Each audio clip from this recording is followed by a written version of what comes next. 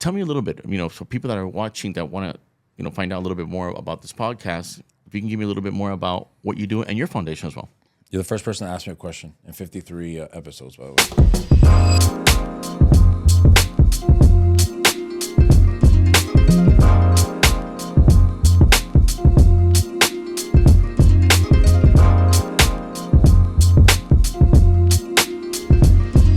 It's very important, man. You're the one that's here asking me and listening to me. So I'm the president and founder of John Bell Construction. I started a company when I was in... I gotta stop because I wasn't gonna ask you because people ask me all the time, where did you get that name Mosaicist? You gotta tell me where'd you get this freaking name, man. Okay, I'll tell you in a bit. I'm sure. Okay, go ahead. So I started construction. I've been in construction kind of my whole life. My dad is a jeweler, but if my dad wasn't in the Peter Pan and he was put in an orphanage and enslaved for 5 years and forced to drop out of school and beaten to death, my dad would have probably been an architect or an engineer or a builder. And he ended up sweeping a jewelry shop. And one day the jewelry shop said, hey, today's our last day, closing shop. And my dad said, well, I'll take it. And he found another 16-year-old kid there. He says, hey, you want to be my partner? And we can kind of keep doing what these guys were doing. 55 years later, he's still a jeweler. He's probably the closest person that I know to you, like in terms of skill and excellence, and have this, an old artisan. My dad's a blacksmith at the end of the day. He doesn't use anything out of a computer or CNC or anything. My dad is all hands, very, very steady hand. He's 74 years old. He's the oldest jeweler in the Seabold building. My dad only does very expensive, very rare things. Talking about Sofia Vergara, Mark Anthony, all these people, my dad does that. They're jewelry. What's her name? Amber Jewelers. He's on the 10th floor. And he only works for a few clients. My dad has like 3 clients. My dad literally has a sign on his door that says out to lunch so that people don't bother him. Yeah, so people, you can't call this guy. No, you can't. Okay, got it. Okay. So don't bother calling him. So long story short, he taught me 2 things. Number one is he taught me how to be handy with fences and pressure cleaning and painting. And there's pictures of me as a little kid being handy. But he most importantly taught me the value of hard work. And nothing was going to be given to me. I think it's because nothing was given to him and he wanted to kind of keep the tradition going. So when I was 15 years old, I had asked my dad for a car. I said, hey, Papi, I need to get to baseball practice. Can you give me a car? And he says, hey, I'm going to buy you a Ferrari. And I told him, no, I don't need a Ferrari. I just need a car. He said, no, I'm going to buy you a Ferrari.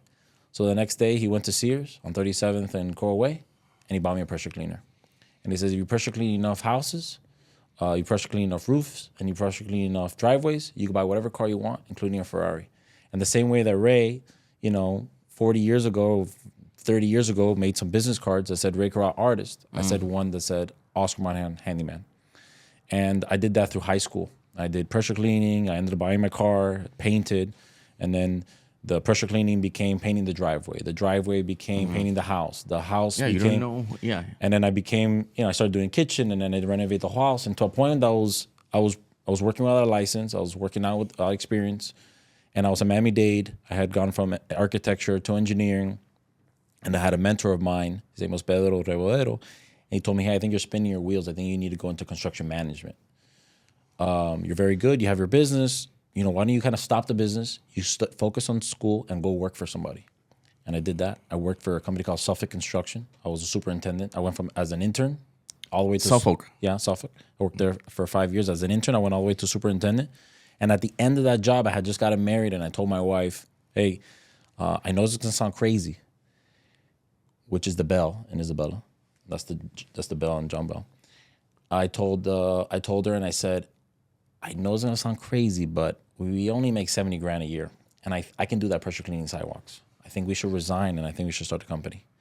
So now, 10 years later, essentially, we are 30 plus employees. We only do commercial work. Half our work is government work. The other half is private, from multifamily to restaurants, medical facilities, everything. We parks. We've done it all. We try to do very intricate projects, very difficult projects. We work with clients that expect a lot.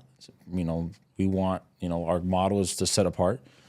We always try to do things differently. We try to give them a different aspect, a different experience in construction. I'm 35 years old. My competitor is probably 20 years older than me. We're a very different company. We're a very small company. We probably only do like $30 million worth a year of work. My competitors are doing, the people that I consider myself a competitor, probably doing 200 plus. We have an incredible group of people. We just won Best Place to Work by the South Florida Business Journal. Yeah. We just won the AI General Contractor of the Year Award. We are a very highly motivated group of people, both young and old. Exactly like the old house of New Orleans. That's what we are. We bring, we push our subs, we push our clients, we push speed, quality, media.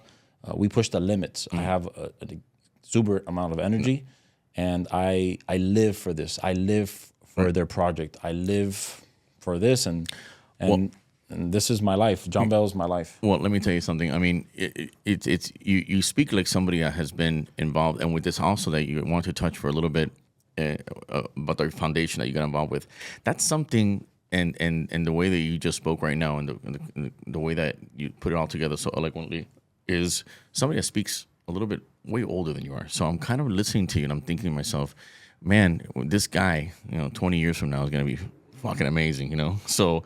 I'm definitely very inspired. I was nowhere near in my 30s as well put together as you, and talking about all the fundamentals, the important things that I have learned later. So it's But very that's one of the inspiring. things that I love about the podcast is to have people.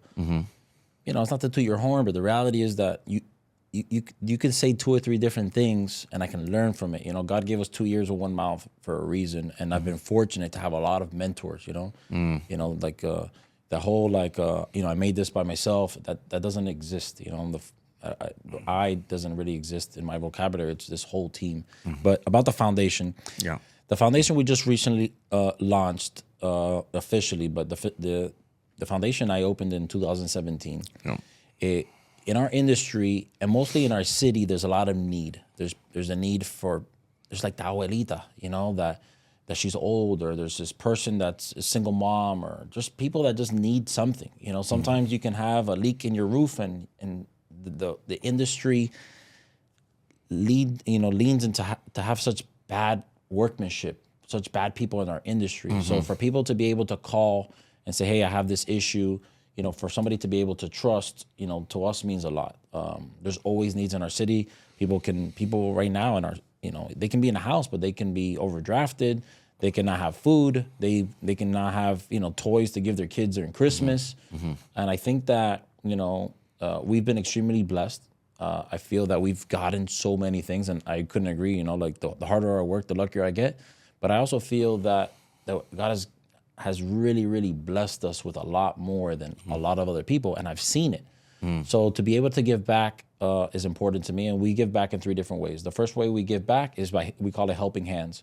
So if you see a need in the community where, your neighbor is a single mom and her kitchen cabinets are falling apart, we want to know about it. If their gate, kind of is broken, we want to know about it. If they have a mold in their on their roof, we want to know about it. If the tree fell, during a hurricane and landed on their house and they don't have insurance, we want to know about it. If they trying to get to school and their car broke down and this single mom doesn't have a way to get their kids to school, we want to know about it. If that mom doesn't have money to pay for groceries because she lost her job, we want to know about it. So we're trying to help with our hands and physically, assist.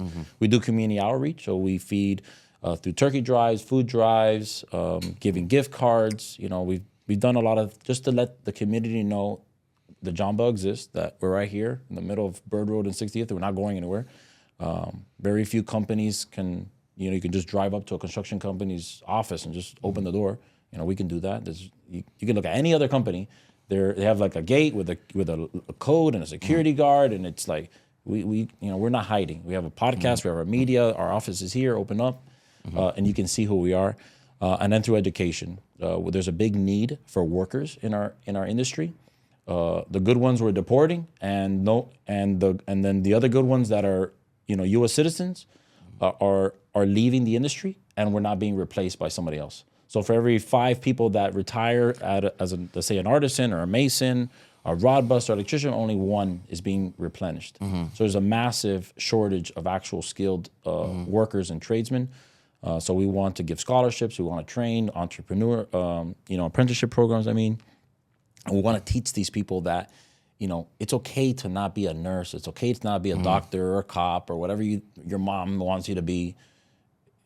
If you're good and, with your hands, maybe you could be a plumber, maybe you can be a electrician, maybe you can be maybe you're an artist. We want to support, we just want to help the people do what they're good at. And if it be in construction, obviously even better. And again, and we're gonna wrap it up now. And then, welcome to the Ray Corral podcast here. Sorry. Yeah, I love it. Thanks for having me. Yeah, thank you for being here with us today.